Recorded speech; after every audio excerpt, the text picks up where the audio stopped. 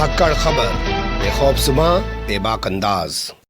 धाकड़ खबर के news room से मैं आपके साथ हूं अकरम रईस खान। परसों एक खबर मैंने आपको बताई थी जिसमें बताया था कि खुद को पिताजी कहलवाने वाला डेरा सच्चा सौदा का मुखिया गुरमीत राम रहीम Z+ सिक्योरिटी में मजे कर रहा है, क्योंकि मोदी सरकार ने उसको Z+ सिक्योरिटी दे दी है। इसके बाद पूरे देश के अंदर एक हंगामा बर्पा हो गया, लेकिन जैसा मीडिया की आदत है वो अपनी भोंपुगिरी में लगा हुआ है, चाटुकारी दलाली में लगा हुआ है और इस मुद्दे को हटाकर कुछ और चीजें आपको दिखा रहा है। लेकिन हम इस मुद्दे पे बने रहना चाहते हैं, क्योंकि कल जो है इस मुद्दे पर हाई कोर्ट में सुनवाई हुई है और कल फिर से एक बार, यानी आने वाला जो कल है उसमें फिर से एक बार इस मुद्दे पर हाई कोर्ट में सुनवाई होने जा रही है। कैसे पूरे घटनाक्रम को देखा और समझा जा सकता है, और दो तरीके के मामले जो सामने आ रहे हैं, एक Z+ सिक्योरिटी दिए जाने का और दूसरा फरलो दिए जाने का, उसे कैसे देखा और समझा जा सकता है, विस्तार से आपके सामने रख देता हूं।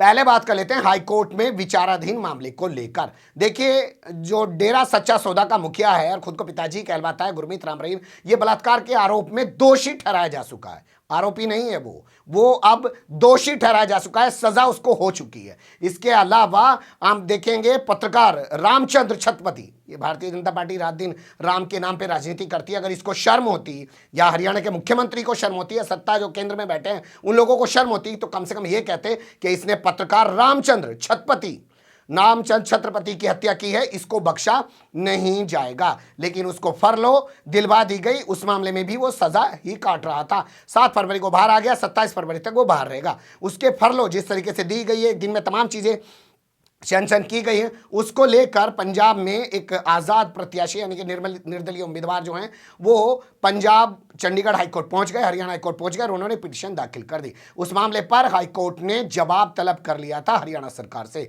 तो हरियाणा सरकार ने कल 23 फरवरी को हाईकोर्ट में अपना जवाब दाखिल किया। जवाब दाखिल करते हुए कहा कि ये जो गुरमीत राम रहीम है ये कोई पेशेवर अपराधी नहीं है, ये साफ सुथरी छवि का आदमी है, धार्मिक छवि का आदमी है, इसलिए इसको फरलो दी गई और इसके फरलो देने को गलत ना माना जाए, तमाम कानून नियमों का पालन करते हुए उसको फरलो दी गई है। तो ये तो सरकार का जवाब हो गया। अब इसके बाद 25 फरवरी यानी कि कल हाई कोर्ट इस मामले में बहस करेगा, या उसके अंदर वहाँ पे बहस होगी। तमाम जितनी पार्टियां हैं वो क्या फैसला देगा ये देखना दिलचस्प होगा। लेकिन इस फैसले का क्या महत्व रह जाएगा ये सबसे अहम है। जैसे मैंने आपको बताया कि 7 फरवरी से बाहर है, 27 फरवरी तक उसको वापस जेल में जाना है। तो ऐसे में अगर कोर्ट ने कल कह भी दिया कि भैया इसकी फरलो रद्द करो, इसे जेल में डाल दो, तो भैया जितने टाइम के लिए वो आया था उतने टाइम तो वो रह लिया, और उसके रहने के दौरान जो सवाल उठाए गए थे वो सवाल भी पूरे हो चुके हैं।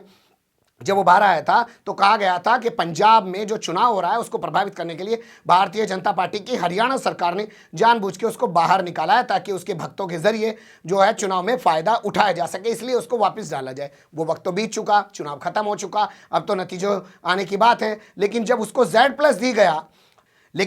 Z+ सिक्योरिटी दी गई तब बात होने लगी कि उत्तर प्रदेश के चुनाव को भी प्रभावित किया जा रहा है। वो बात कैसे उठी है उसको देख लीजिए। देखिए, हुआ यह कि उत्तर प्रदेश में चौथे चरण का मतदान होने जा रहा था। 23 फरवरी को मतदान हुआ है 9 जिलों की 59 सीटों पर। उससे ठीक पहले खबर आई कि Z+ सिक्योरिटी दे दी गई है गुरमीत राम रहीम को। आप जानते हैं Z+ सिक्योरिटी क्या होती है? देश में दूसरे नंबर की सिक्योरिटी को Z+ सिक्योरिटी कहते हैं। Z सिक्योरिटी भी होती है, Y सिक्योरिटी भी होती है। Z+ से ऊपर सिर्फ SPG सिक्योरिटी होती है, जो प्रधानमंत्री या किसी और के पास ही रहती है। देखा होगा आपने, पहले राहुल गांधी के पास थी, क्योंकि प्रधानमंत्री के परिवार से जुड़े हुए हैं, उनकी दादी की हत्या हो चुकी है, उनके पिता की हत्या हो चुकी है, लेकिन बाद में इन्होंने उस सिक्योरिटी को कम कर दिया और उन्हें कहा कि बस Z+ में रहो, SPG सिक्योरिटी आपको नहीं दी जाएगी। तो SPG सिक्योरिटी के बाद दूसरे नंबर की सिक्योरिटी होते हैं Z+ की। वो एक बलात्कारी को, एक हत्यारे को दे दी गई इस सरकार के दौर में। इसके लिए लोगों ने कहा, जो राजनीतिक पार्टियां हैं, कि उत्तर प्रदेश में भी इसके अनुयायी हैं। हरियाणा में चुनाव तो हो नहीं रहा है, लेकिन वहां पे भी इसके अनुयायी हैं, उत्तर प्रदेश में भी हैं, और उत्तर प्रदेश में चुनावी प्रभाव हासिल करने के लिए असल में इसको Z+ सिक्योरिटी दी गई है। इस मामले को लेकर अंशुल छत्रपति, जो रामचंद्र छत्रपति के बेटे हैं, उन्होंने नाराजगी जाहिर की है। उन्होंने कहा कि पत्रकार की हत्या का दोषी करार दिया जा चुका है और इसे Z+ सिक्योरिटी क्यों दी गई है। सवाल यह भी उठा कि अगर इसकी जान को इतना ही खतरा है तो भैया Z+ सिक्योरिटी क्यों दे रहे हो, फरलो इसका रद्द कर दो। वापिस जेल में डाल दो, चारों तरफ पुलिस ही पुलिस है, बैरिक है और तमाम चीज़ें हैं, ये खूब सुरक्षित रहेगा। पिछले 4 साल से भी वहाँ पे सुरक्षित ही था। लेकिन अब नज़र है कल अदालत में होने वाली सुनवाई पर। आप जानते हैं कल शुक्रवार का दिन है, जुमे का दिन है, हम मौजूद नहीं होंगे, लेकिन परसों को जैसे ही वापस लौटेंगे और मौका मिला तो इस खबर के अपडेट से आपको रूबरू कराने की ज़रूर कोशिश करेंगे। फिलहाल बने रहिएगा धाकड़ खबर के साथ।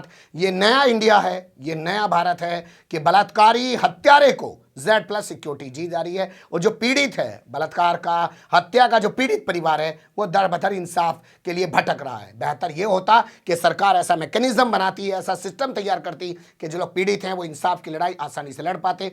पैसा नहीं है तब भी उनके लिए वकील उपलब्ध होते, और जो अदालतों में मुकदमे सालों साल पड़े रहते हैं वो निपटाए जाते। लेकिन अब नया भारत है तो हत्यारों को नवाजा जा रहा है, बलात्कारियों को नवाजा जा रहा है, क्योंकि सत्ता हासिल करना ही सब कुछ बनकर रह गया है। कमेंट्स के रूप में आप लोग अपनी राय दे सकते हैं, खबर को लाइक कर सकते हैं, चैनल को सब्सक्राइब कर सकते हैं और ज़्यादा से ज़्यादा हमारी खबरों को शेयर कर सकते हैं। फिर ऐसे ही किसी सुलगते हुए या मुद्दे लेकर मैं आपके सामने हूँगा हाजिर। फिलहाल अभी मुझे दें इजाज़त।